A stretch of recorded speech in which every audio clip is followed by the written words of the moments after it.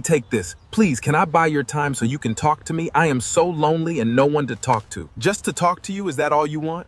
The money is more than enough, sir. Honestly, I was once a rich man, but I never invested my money. I spent it all on ladies and drugs, but look at me today. Tell me more. On the night they buried my mother, my stepmother fed me a bowl of pepper soup that made my shadow bleed. Because in Lagos, the richest men are haunted not by ghosts, but by the silence of their own phones. There lived a girl named Adana Alago.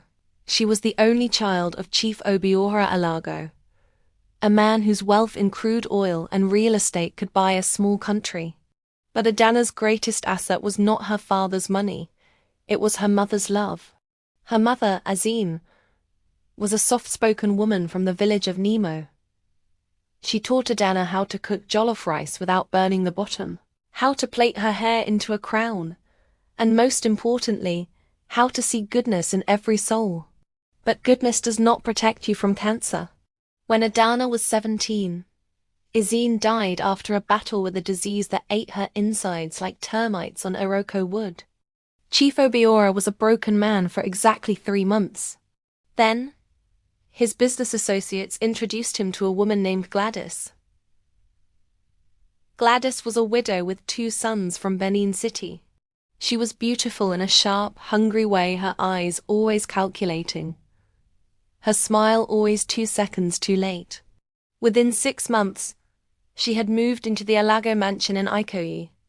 Within a year, she had changed the locks, fired the old housekeepers, and whispered into the chief's ear that Adana needed discipline. "She's too soft," Gladys would say, sipping her morning tea. Azine spoiled her. "A rich man's daughter must have a backbone, Obiora. Let me handle her." And Chief Obiora, who had grown tired of grief and wanted peace, agreed. Adana's life became a quiet war. Her room was moved from the master wing to a cramped space near the servants' quarters. Her allowance was cut. Gladys would serve her burnt rice and cold stew, while she and her sons ate lobster and imported steak. But the worst was the psychological warfare. Gladys would sit Adana down and say things like, "Your mother died because she was weak. You have her eyes. Weak eyes. Do you know your father almost didn't marry her? He only chose her because she was pregnant with you." Adana never cried in front of her.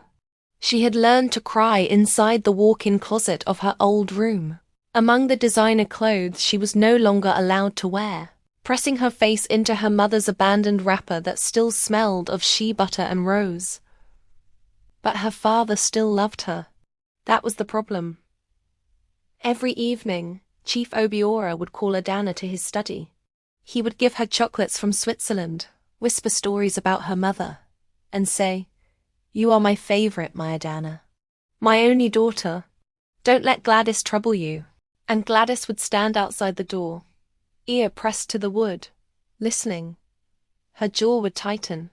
Her sons, fat, lazy boys named Asagi and Asaro, would ask, "Mummy, why does Dad love her more than us?" Gladys would not answer, but her mind was already walking to the dark path. The native doctor's charm. It started with a small cut. Adana woke up one morning with a thin red line on her left palm. She didn't remember cutting herself. The next day, the line had become a shallow gash. The day after, her pillow was stained with blood from her nose. She told her father, who rushed her to St. Nicholas Hospital. The doctors ran tests. Nothing. No infection, no blood disorder, no leukemia. "It could be stress," the doctor said, adjusting his glasses. "Or an allergic reaction." Chief Obiora bought her a gold bracelet to cheer her up. Gladys smiled. That same night, Adana woke up choking. Her throat was closing.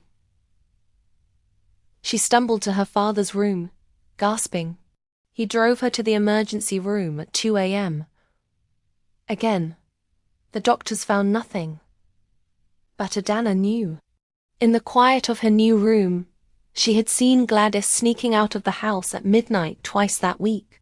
She had overheard Asagi whispering, "Mummy went to see that man in Sango again. The one with the cowries." Adana decided to investigate.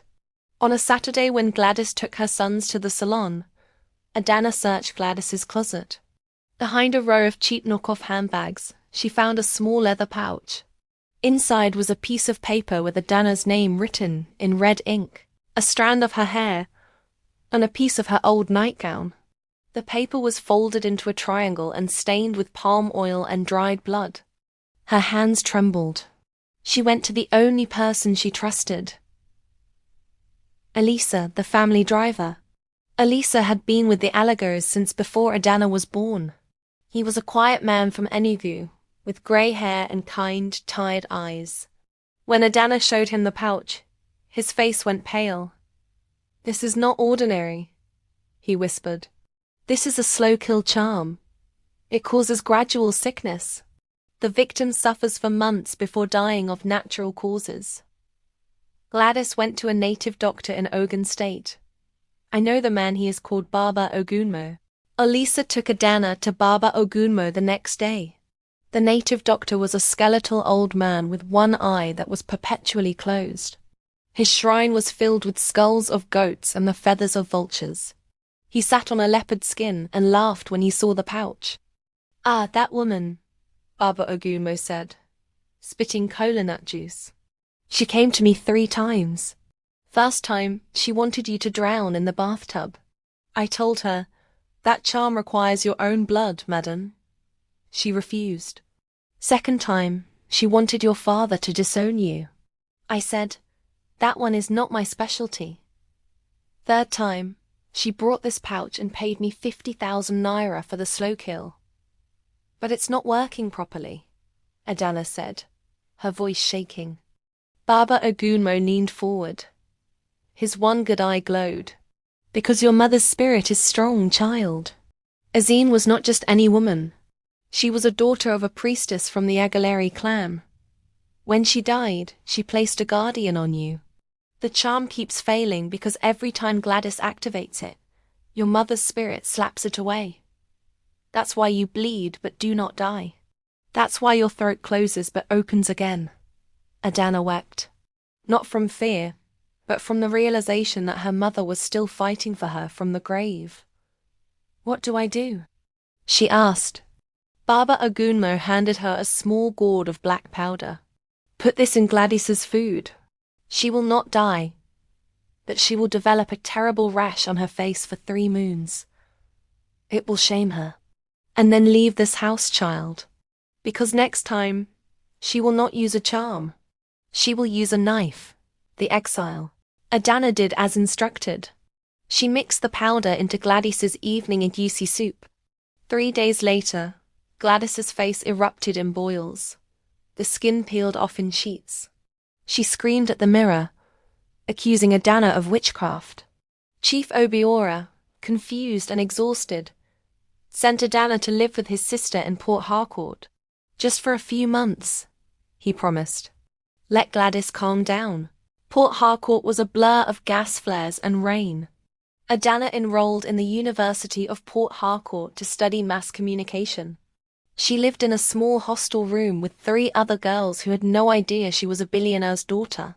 She wore second-hand clothes, ate noodles from the cafeteria, and for the first time in years, felt free.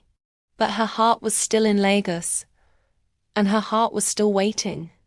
One evening, as she was walking back from the library, she saw a tall figure leaning against a black Toyota Camry. The figure wore a simple white t-shirt and jeans, but his presence commanded the entire street. He turned around. It was Ifeanyi. Ifeanyi Okonkwo had been her childhood sweetheart. His father was a carpenter, his mother a fish seller. They had met at a church youth camp when they were 15. He was lanky then, with a gap-toothed smile, and a laugh that sounded like a broken generator. He had loved her before the money, before the mansion, before Gladys. He had held her hand the night her mother died, saying nothing, just squeezing her fingers until the sun rose. But 3 years ago, Chief Obiora had sent Ifeanyi away.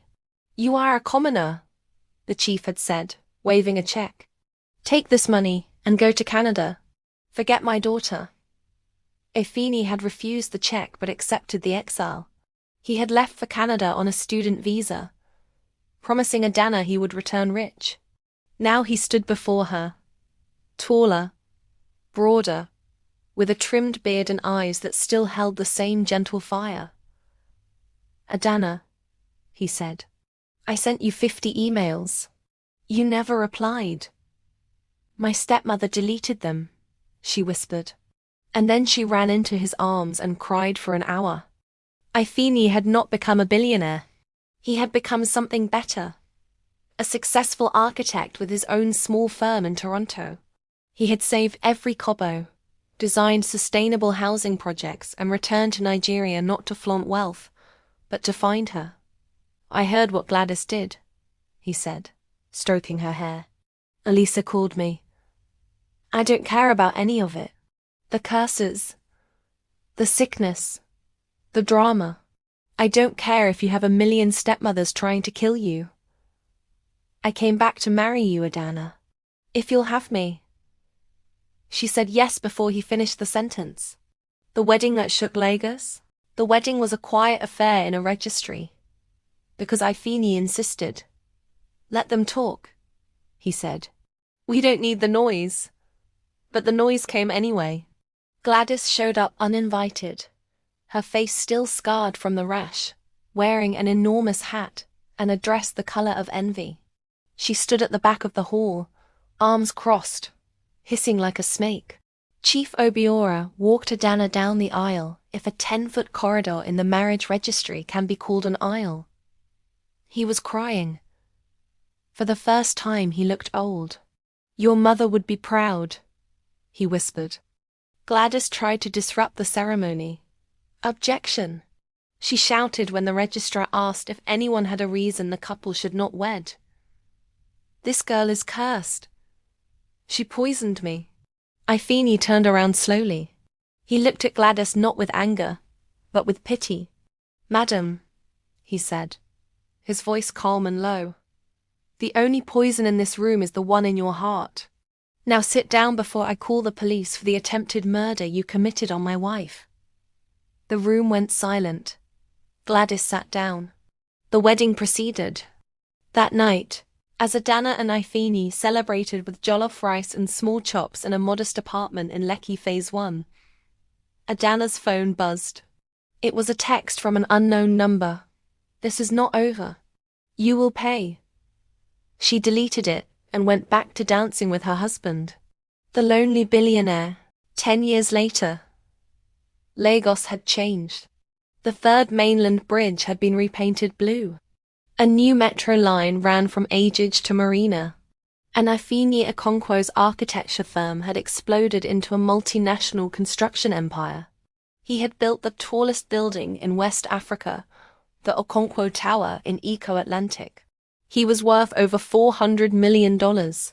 But money does not cure loneliness. Ifeni had everything. A fleet of cars, a private jet, a mansion with a heated pool, and a wife he loved more than life itself. But Adana had become distant.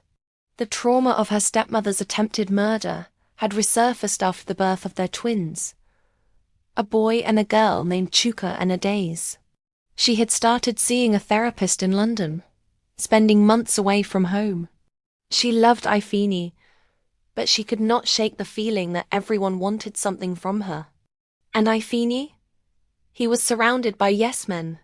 His phone rang 500 times a day, business partners requesting favors, old friends asking for loans, reporters wanting interviews. But at 2 a.m., when the house was silent and the only light was the blue glow of the TV, he had no one to talk to. Not really. Adana was in London. The twins were at boarding school in Switzerland. The maids and drivers were asleep in their quarters. Ifeni would walk from room to room, turning on lights, turning them off. He would sit on the edge of his California king bed and stare at his own reflection in the black mirror of his phone.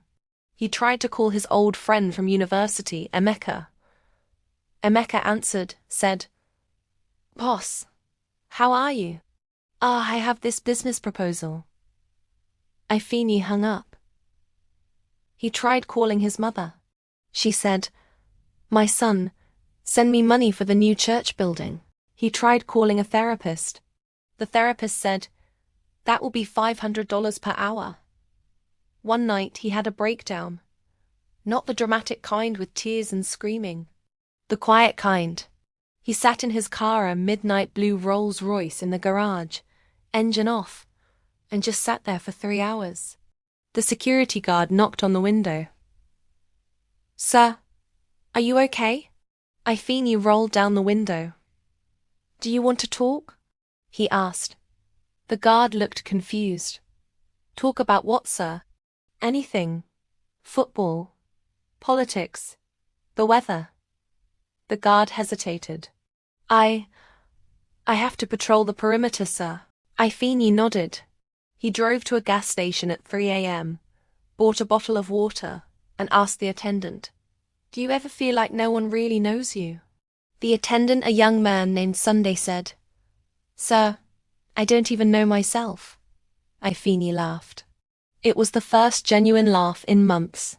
He went home, opened his laptop, and typed in a search bar, "How to make genuine friends when you are rich." The results were useless. Then he had an idea. A strange, slightly mad idea. What if he paid people to talk to him, not as employees, not as therapists, but as companions? People who would sit with him, drink his expensive whiskey, and just talk. About anything. No business. No requests for money. No agenda. He posted an anonymous ad on a local job website. Wanted. Conversationalists. $500 per hour. Nitrogen monoxide skills. Required except the ability to listen and talk. Apply if you are poor, desperate, or just tired of the lies of the rich. Location: Lagos Island. Within 24 hours, he received 10,000 applications. The people who came to talk Ifini rented a small, nondescript office in a building he owned on Victoria Island. No logos, no signs. Just a room with 2 armchairs, a coffee table, and a recording device for his own memory, because he wanted to remember these conversations. The first person he interviewed was a woman named Funk. Funk was a single mother of 3 who sold pure water on the roadside in Oshodi. She had calluses on her hands and a smile that had been beaten down by life but still flickered. She arrived at the office wearing a faded Ankara dress and flip-flops. Ifini handed her an envelope with $500 in cash. "This is yours, whether you talk or not." Funk looked at the money, then at him. "What kind of nonsense is this? Are you a Yahoo boy? Or do you want to harvest my kidney?" Ifini laughed. He explained his loneliness. He explained the silence of his mansion. He explained that he just wanted to hear someone's real voice. Funk stared at him for a long time. Then she sat down, crossed her legs, and said, "All right. My first husband died because he drank fake gin. My second husband left me for his cousin. My third, well, let's not talk about the third. Now I sell pure water. 1 bag, I make 200 naira profit. Yesterday, a woman paid me with a torn naira note, and I almost cried. But I didn't cry, because crying doesn't boil rice. That's my story." "Your turn." Ifini talked for 2 hours. He told Funk about his carpenter father, about the shame of being called the poor boyfriend by Chief Obiora, about his mother's fish-smelling hands, about the first time he saw Adana in church. She was wearing a yellow dress and singing off-key. He talked about his fear that his wife no longer loved him. He talked about the nights he lay awake, wondering if money had turned him into a ghost. Funk listened. She didn't offer advice. She didn't interrupt. When he finished, she said, "You are not lonely because you are rich. You are lonely because you stopped letting people see you. Money doesn't hide you. You hide you." Ifini paid her another $500. Over the next 6 months, he met with dozens of people. There was Rashid, a former university lecturer who had been fired for criticizing the government, and now repaired phones in a kiosk. There was Amara, a teenage girl who had run away from an abusive uncle and lived in a makeshift shelter under the Ojulegba Bridge. There was Pai Ezekiel, an 80-year-old retired teacher who had outlived all his children and talked to his late wife's photograph every morning. Each conversation was a universe. Each person taught Ifeanyi something new about hunger, hope, and the strange resilience of the poor. He became addicted to these talks. He would wake up excited, not for a board meeting, but for a 4 p.m. chat with a former prostitute named Blessing, who now ran a small catering business. He learned that Blessing had memorized every line of Nollywood movies from the 1990s. They would recite lines together, laughing until their stomachs hurt. But the ad went viral. Someone leaked it to a gossip blog. The headline read, "Mystery billionaire pays beggars to be his friends, weird or wonderful." Gladys's final move when Gladys saw the article: she was living in a dilapidated bungalow in Benin City. Chief Obiora had finally divorced her after discovering she had embezzled over 200 million naira from the family estate. Her sons, Osagi and Asaro, had squandered their shares on sports betting and fast cars. Osagi was in prison for fraud. Ozaro had fled to Ghana. Gladys was broke, bitter, and her face was still scarred from the rash that had never fully healed. She spent her days drinking cheap gin and cursing Adana's name. She recognized Ifeanyi's watch in the blurred photos attached to the article. It was a Patek Philippe. She had seen him wear it at the wedding. Her eyes widened. She grabbed her phone and called a number she had kept for 10 years. A hacker named Tund, who lived in a cybercafe in Ikea. "Find out exactly where these meetings happen," she hissed. "I will finish that boy and his wife once and for all."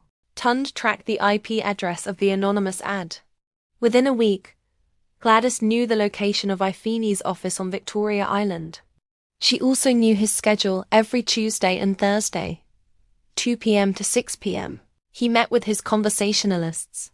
She bought a kitchen knife, wrapped it in cloth, and took a bus to Lagos. The boyfriend who came back, but Gladys did not know that Adana had returned from London. Unexpectedly, Adana had been in therapy for months, confronting the childhood trauma that Gladys had inflicted. Her therapist, a kind Ghanaian woman named Dr. Mensah, had given her a final exercise. Go home.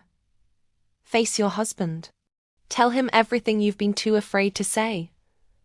Adana arrived at the Lagos mansion on a Tuesday afternoon. The twins were home for the holidays, laughing in the pool. Ifeanyi was at his office.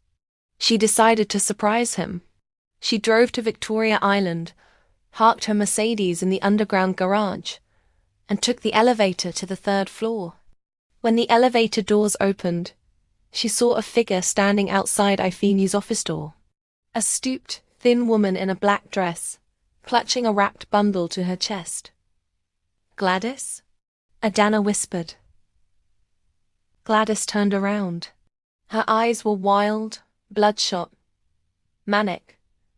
The scars on her face looked like fresh burns.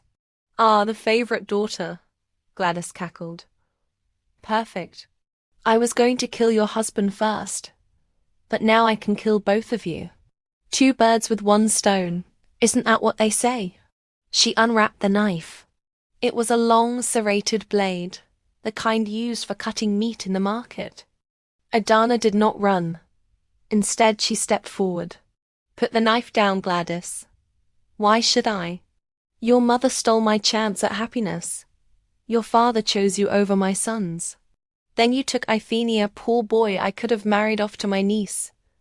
Everything I touched turned to ash because of you." "No," Adana said, her voice steady. "Everything turned to ash because of you. You chose bitterness. You chose witchcraft.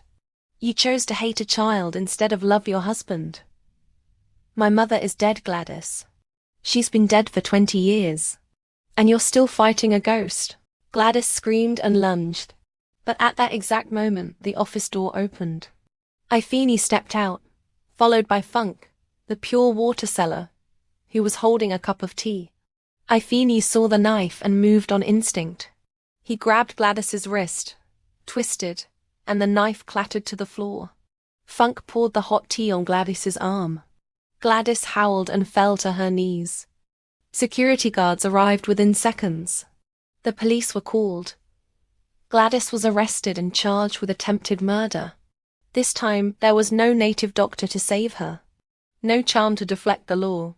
She was sentenced to 15 years in Kirikiri maximum prison. The healing that night. Ifeni and Adana sat on the rooftop of their mansion, looking at the Lagos skyline. The city hummed below them. Millions of lives, millions of stories. The stars were hidden by light pollution, but neither of them minded. "I thought I lost you," Ifeni said. "You never lost me," Adana replied. "I just had to remember who I was. I spent so many years being afraid of Gladys that I forgot how to be your wife. I'm sorry." "I'm sorry too," he said. "I was lonely, and instead of talking to you, I went and paid strangers to listen." Adana laughed. "I heard about your little project, the lonely billionaire." She shook her head. "You are a strange man, Ifeni Okonkwo." "I love you," he said. "I know," she said. "That's the only reason I stayed." They made a decision that night. They would turn Ifeni's conversationalist program into a foundation. Not a charity, a foundation. It would hire poor people to talk, not just to Ifeni, but to each other. It would create community listening centers and slums, where the rich and the poor could sit together and share stories without shame. They called it Okwu na Obi, words from the heart. Funk became the foundation's director. Rashid, the former lecturer, designed the curriculum. Blessing, the former prostitute, catered the launch event, which was held in the Okonkwo Tower's Grand Hall. The governor of Lagos State attended. So did the twins, Chuka and Adaze, who asked their father why people needed to be paid to talk. Ifeni knelt down and looked his children in the eyes. "Because my children, the richest people in the world are often the poorest in spirit. And the poorest people often have the richest hearts. Don't ever forget that." 2 years later, Gladys died in prison. A heart attack, they said. Adana did not attend the funeral. Instead, she visited her mother's grave in Nemo. She laid fresh frangipani flowers on the stone and whispered, "Thank you, Mummy, for fighting for me even when you were gone."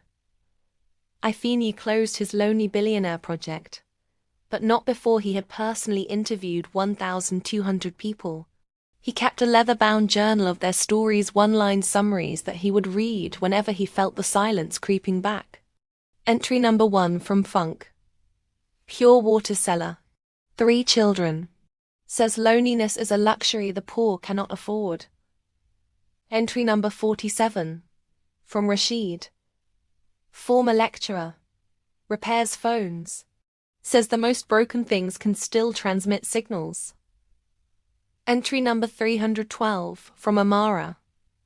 Runaway teenager. Wants to be a neurosurgeon. Says the brain is the only organ that can heal itself if you let it. Entry number 1200 from a little boy named Toon who sold groundnuts on the highway. 9 years old. Wants a bicycle. Asked me, "Uncle, why are you sad? You have air conditioner." Ifeni closed the journal and smiled.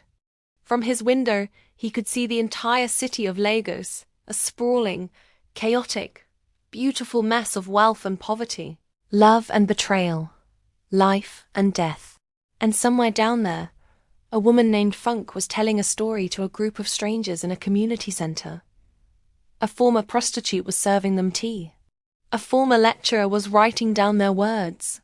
Adana came up behind him and wrapped her arms around his waist. "What are you thinking about?" she asked. "I'm thinking," he said, "that I'm not lonely anymore." And for the first time in years, the silence in the room did not feel like emptiness.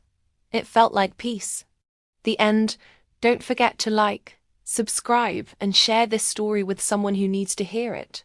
In Lagos, or anywhere else, the richest currency is not dollars, it's attention. And the loneliest person in the room might just be the one who looks like they have everything.